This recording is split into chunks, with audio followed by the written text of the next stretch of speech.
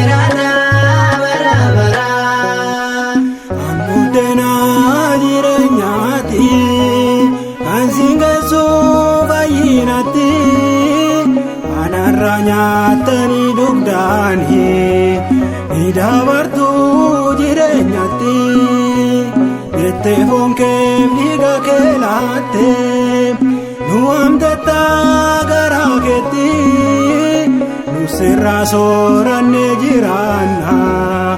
fayina karganuti ati bisti koricha kenya kansiranya tanivi ati dobo koricha kenya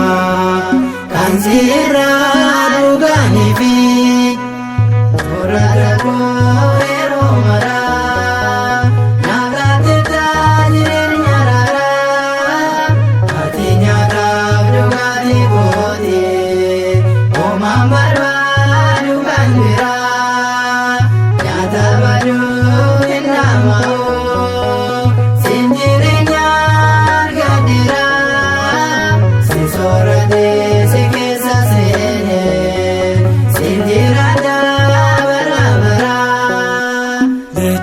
Sorata godane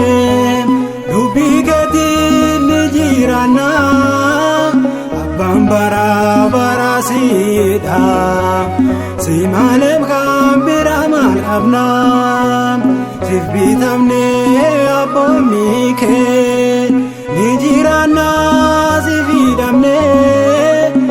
sagalee kee soorachaati isaanutti lallabame.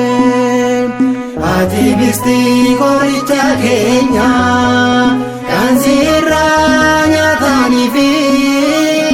ati toofoo qoricha keenya kan sirraa dhuganii fi qorra koo yeroo maraa nyaatee jireenya raaraa ati nyaataaf dhugaatii kooti homaan barbaadu kan biraa nyaata baduu hin dhama'u siin jireenyaan gaddiraa si sooratee si keessa seenee siin jiraadhaa bara baraa. Si duwwaadhaa qorichi keenya oolaan karaa ni otqaalame addunyaa hunda kan fayyise si'a tokko fannifame jireenya hundumaaf kan labse ija diinaas nurraa jaamse galatoomii abbaa keenya situ bilisa nu baase. Ati bistii qoricha keenya kan sirraa nyaatanii fi ati toofoo qoricha keenya kan sirraa dhuganii fi qorra koo yeroo maraa nyaatee jireenya raaraa ati nyaataaf dhugaatii kooti homaan barbaadu kan biraa nyaata baduu hin dhama'u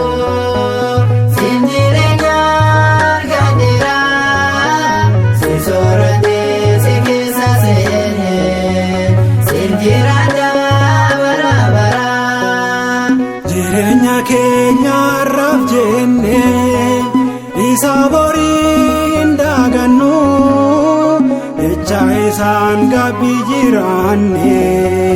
maddii isaarraa hirmaannu isa baraaf nu jiraachisu fooniif dhigaasaa soorannu inni nu keessa jiraate nus isa keessa akka jiraannu. Ati bistii qoricha keenya kan sirraa nyaatanii fi ati toofoo qoricha keenya kan sirraa dhuganii fi